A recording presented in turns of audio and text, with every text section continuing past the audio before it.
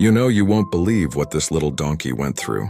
From the dusty, despair-filled streets of Tijuana to the peaceful, hope-filled farms right here in York, Pennsylvania, Hermon's story is one you absolutely won't forget. It's a journey of survival, resilience, and ultimately a triumph of spirit over unimaginable hardship. Hermon, a small and sturdy Maltese show donkey with a thick, shaggy coat the color of dusty wheat, had the misfortune of living in the bustling, often merciless border town of Tijuana, Mexico. His young life was anything but idyllic. Instead, his days were a relentless cycle dictated by the raucous sounds of hordes of tourists and the demeaning music that accompanied the infamous donkey show, where he was cruelly forced to perform. This wasn't some innocent animal act. No, it was a tawdry, deeply disturbing spectacle where Hermon was forced into despicable acts. He was made to work intimately with human women who not only mistreated him with callous disregard, but actively took advantage of his gentle and trusting nature for the cheap thrills of the onlookers.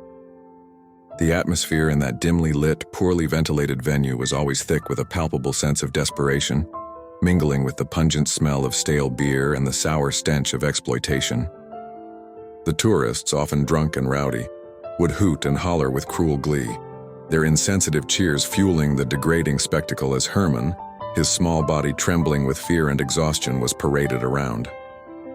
His once bright, innocent eyes, the windows to a playful and curious soul, were now perpetually dull with a deep-seated weariness, reflecting the profound misery of his young days.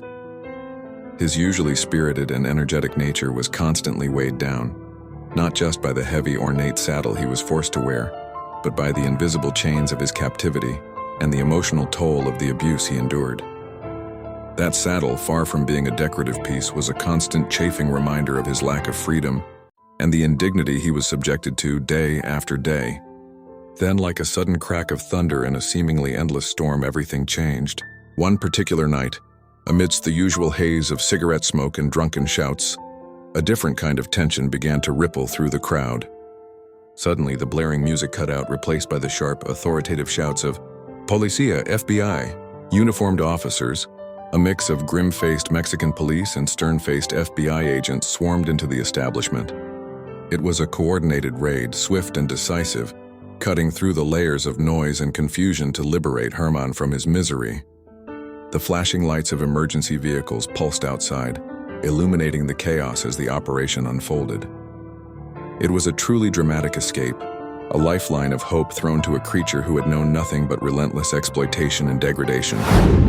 He was carefully transported across borders, away from the harsh desert landscape and the oppressive atmosphere of Tijuana, to a world that seemed almost dreamlike in its tranquility, a peaceful farm nestled in the rolling green hills of York, Pennsylvania.